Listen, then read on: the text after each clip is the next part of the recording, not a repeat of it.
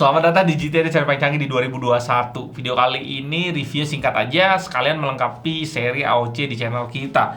Dua monitor yang kita tes dan sekalian kita bandingin dengan sweet spot masing-masing segmen. Di sini ada AOC C24G2 yang akan kita bandingin sama 24G2 dan 27G2E ini di sebelah gua dengan AOC 27G2. Mungkin biar membantu kalian ingat, untuk AOC kalau ada logo C di depan kodenya artinya itu curve. Tapi kalau ada logo E di belakang, kita sebut aja itu Eco kali ya.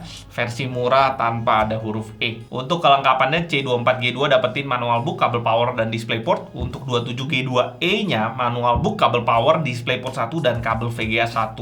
Portnya udah ngadep ke bawah semua, udah cakep untuk pakein bracket. Untuk C24G2 ada 2 HDMI 1.4 yang udah support 144Hz, satu DisplayPort 1.2 yang harus kalian pakai untuk dapetin 165Hz-nya.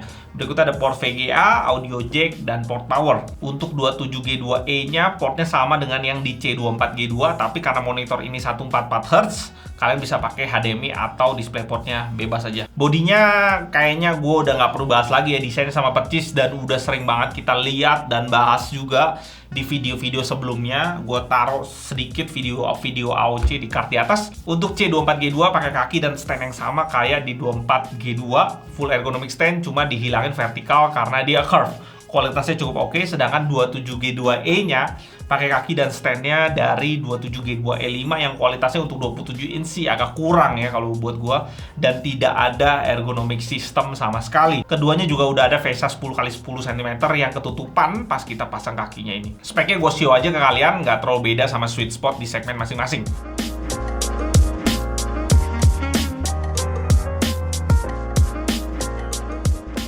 Berikutnya gue juga show ke kalian pengetesan UFO masing-masing monitor ini.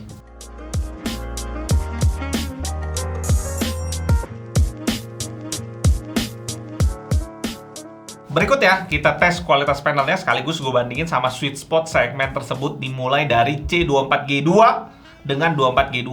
Untuk color gamut gue bisa bilang mereka berdua cukup mirip, walaupun memang 24G2 lebih unggul beberapa persen sedikit. Nah, di brightness kerasa banget kalau C24G2 masih agak gelap, dan kalau dibanding sama 24G2 yang dapat max-nya hampir 400 nits, 24G2 sih juara banget. Begitu pula dengan color uniformity, 24G2 jauh lebih superior hasilnya. C24 itu banyak titik yang off warnanya. Untuk luminance-nya kita bisa bilang cukup seimbang kedua monitor ini. Dan berikutnya untuk color akurasi udah akurat keduanya, tetap sih 24G2 lebih unggul dengan average-nya udah sentuh 0,83 delta E. Setelah dikalibrasi pun tetap 24G2 unggul. Kita bisa lihat overall rating yang dikasih data color ke kedua monitor ini sebelum dikalibrasi. 24G2 dapat 4,5 dengan rating per kategorinya hampir mentok semua, sementara C24G2 dapat 4,0 aja. Next, 27G2E dengan 27G2. Color gamut gue bisa bilang hasil keduanya sama, tinggi DCI-P3-nya sampai 91%, ini tinggi banget.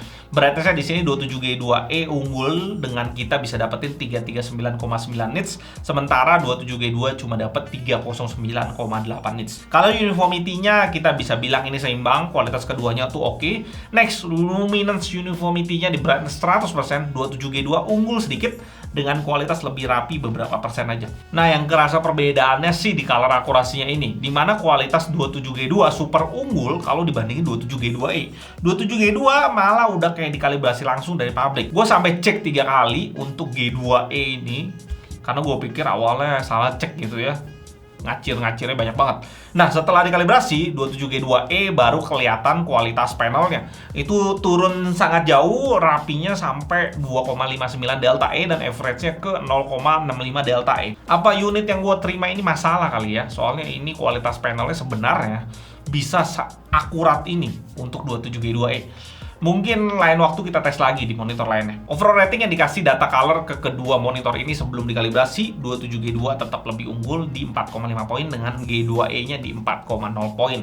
Oke, kita mau ngetes bleeding. Di sini OSD gua nggak tes lagi karena OSD AOC udah sama semuanya. Dan semua kode juga sama juga konsepnya. Jadi kalian bisa cek di video-video kita yang lain di 24G2, 24G2, 24G2E. Ya, kita juga udah bikin perbandingannya juga.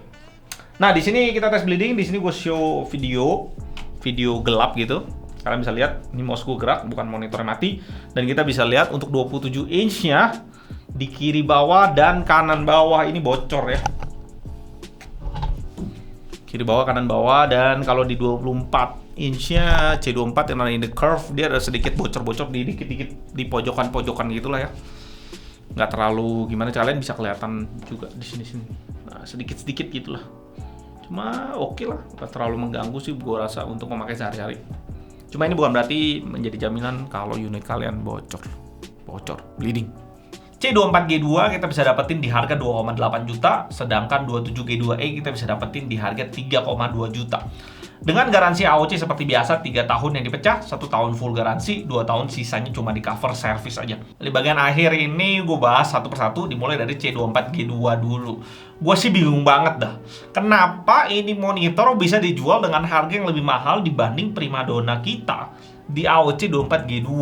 Kualitas panelnya nggak bagus-bagus amat, motion blurnya gue tes beberapa waktu main game agak parah, cukup bikin pusing mata gue karena dia panel VA. Indahnya ya memang cuma di curve-nya aja, dipandang mata ya keren gitu ya. Tapi tetap gue nggak bisa rekomendasiin monitor ini sama sekali, kecuali lu cinta mati sama curve yang buat gue pribadi untuk gaming kompetitif di 24 inch sih nggak terlalu guna gimana. Yang paling parah ya tentunya motion blur yang tadi gue bahas. Karena kalau kalian udah biasa pakai panel IPS yang cepat, IPS zaman-zaman sekarang yang launching ya, kalian akan pusing kalau pakai monitor VA gini. Ini juga berlaku ya, nggak cuma sama AOC aja, brand lain juga sama. Kalau misalnya disuruh pilih IPS flat atau VA curve untuk competitive gaming, gue nggak akan pikir 2 kali, langsung gue pilih IPS flat. Next, untuk 27G2E-nya. Di harga yang beda sekitar 400 ribuan sama 27G2 dengan hilangin full ergonomic stand, buat gue nanggung juga. Dan juga dengan pertimbangan kualitas akurasi warnanya yang kalah jauh dibanding 27G2.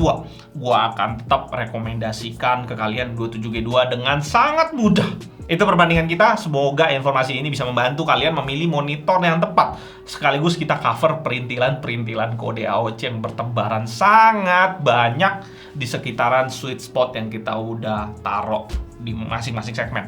Banyak banget ya ternyata. Gue Elvin dari GTID, sampai jumpa di video berikutnya, tetap